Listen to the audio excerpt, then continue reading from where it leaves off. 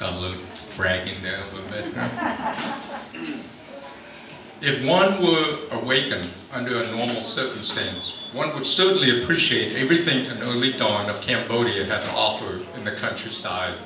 A green pasture accompanied by a variety of Asian trees, the concord of the very early morning blended with the natural chaos from the farm animals, roosters, ducks, chickens, pigs, and geese, and the pleasant sounds of the wild birds. But life in Cambodia under the Khmer Rouge was no normal circumstance. Still exhausted from the previous day's slave labor, I was not easily awakened. There was nothing, not the loudest rooster, the most vicious tropical thunder, nor blast of artillery could awaken me. Yet, two things never failed to wake me up: a whistle and hunger pain. Each morning, a whistle would awaken me to start another day of extreme labor on the farm. This particular morning, I was awakened by a hunger pain in my stomach. My previous supper was nothing more than a small bowl of rice porridge, made solely from a tiny amount of rice and lots of water. Since I got up before the whistle, I had some time to just sit there and gaze. Dazed, tired, and hungry, I found myself scanning my surroundings, searching for food or a glimpse of hope, a glimpse of anything. Suddenly, I set my sight on my younger sister, Ali, walking toward a well. As if the Khmer Rouge were not brutal enough, Mother Nature was not too kind to the Cambodians either. In addition to the suffering inflicted by the Khmer Rouge, my entire village suffered a drought. For months, our only source of water came from the slow drips at the bottom of the well. Every day, my sister collected roughly 3 pails of water from the bottom of the well to share between our 3 close families: my parents, my oldest sisters, and my 4th sisters. Absent-mindedly, I followed Ali to the well. Ali was barely 11 years old, but brighter and more mature than I was. Just before she reached the well, I was aware of my emotional agony.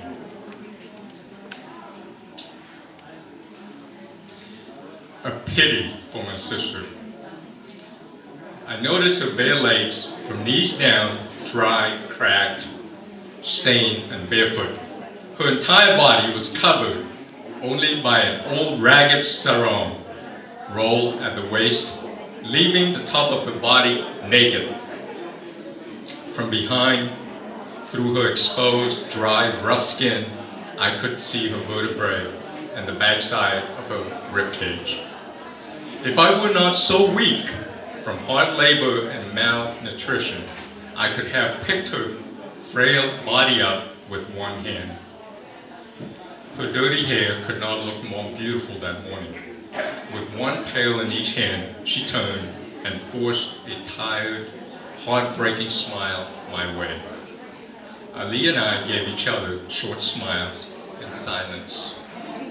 I wanted to run to her, gather her in my arms, press my face to her bony cheek, stroke her dirty hair, and tell her we will be all right. I could have counted every rib racked up above her awkward and bloated stomach. Her chest seemed as if it belonged to a skinny boy. Despite her malnourished face, her big round eyes and full lips seemed oddly beautiful. Whatever sibling rivalry Ali and I had before, none remained. In silence, our fatigued smiles reaffirmed our love for each other. A shot of pain pierced my heart when she turned and descended to the bottom of the well.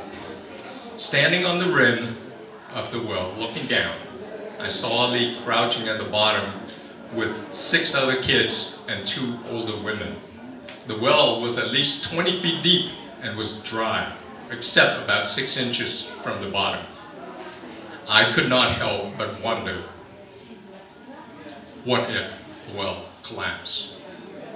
sad, hungry, nostalgic, tired, and indifferent, I mindlessly left my sister to her task at the bottom of the well.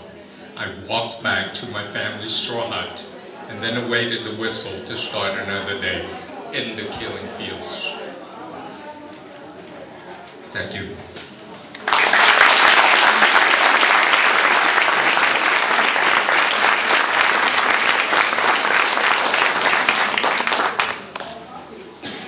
So that's the story of my sister.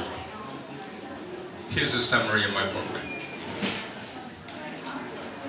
Today, I am a fortunate American, pampered with Starbucks espresso coffee, imported handmade Havana Joe leather boots from Spain, and a set of Nike Pro Combo golf clubs. However, I have paid a hefty price. I was a leaf at the mercy of the wind. The wind carried me from one remote part of the world to another. It blew me through turbulence and catastrophic weather. It took me to the Khmer Rouge labor camp and lingered for an eternity. It dehydrated me and nearly starved me to death. I helplessly watched the most devilish mother of all winds crush my tree into lifeless pulp. Like an almighty Olympian god, when the wind wanted to toy with me, it blew me through minefields, rockets, and bullets. While 2 million leaves disintegrated, I persevered. Through an extraordinary journey, I discovered myself. I am fortunate, and I don't easily perish. I was a golden leaf. Against all odds, I survived, laid down roots, and became a tree. I want to express my profound gratitude to those who drove out the Khmer Rouge and liberated me from the killing fields. Without their courageous sacrifice, I will not be alive to tell my story. My life now is filled with love and forgiveness. My success and wonderful life may fool you to believe that the end has justified the means. Make no mistake about it, no end can ever justify my means. A tree I am, but forever I remain a Khmer Rouge genocide survivor, a former refugee, a legacy of the Vietnam War, a child who lost his parents to genocide, and a case of post-traumatic stress disorder.